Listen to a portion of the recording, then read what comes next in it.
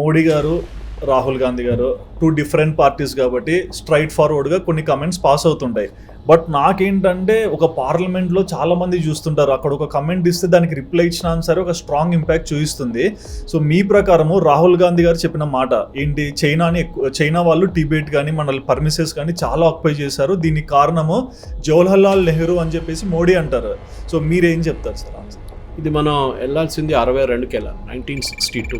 Okay. ఇప్పుడున్న generation చాలా మటుకు ఇప్పుడేంటి చాలామంది, నేను పుట్టింది 62లో నేను, సో నాకు దాని గురించి మాట్లాడటం నాకు కూడా తెలియదు అప్పుడు ఏం జరిగింది అనేది. కానీ తర్వాత చదువుకున్న తర్వాత మీడియాలో వచ్చిన తర్వాత చాలా చదివాను, దీని గురించి రీసెర్చ్ చేశాను, మనం మాట్లాడాము కూడా. ఇన్ఫ్యాక్ట్ నేను చైనా ఇండియా బ్యాటిల్ జరిగిన ఆ ప్లేస్ లదాఖ్లో అక్కడ వెళ్ళాను కూడా, ఒక సంవత్సరం ముందు ఆ ఏరియా దగ్గర వెళ్ళాను. దాంట్లో almost half of Ladakh China తీసుకెళ్ళిపోయారు, అట్లీస్ట్ 1/3 అని చెప్పొచ్చు ఈజీగా. అంటే అప్పుడు జమ్మూ కాశ్మీర్ ఉండే, కాశ్మీర్ ఒకవైపు పాకిస్తాన్ తీసుకెళ్ళిపోయారు 48లో, ఇంకోవైపు ఏమో చైనా తీసుకెళ్ళిపోయారు 62లో. సో టెక్నికల్ చూడంగానే చాలా బాగుంటుంది జమ్మూ కాశ్మీర్, కానీ దాని మన దగ్గర లేదు చాలా మటుకు ఏరియాస్. 1/3 ఉంది మన దగ్గర. దాంట్లో వ్యాలీ కాశ్మీరు, మిగతా ల్యాండ్ జమ్మూలో ఉంది.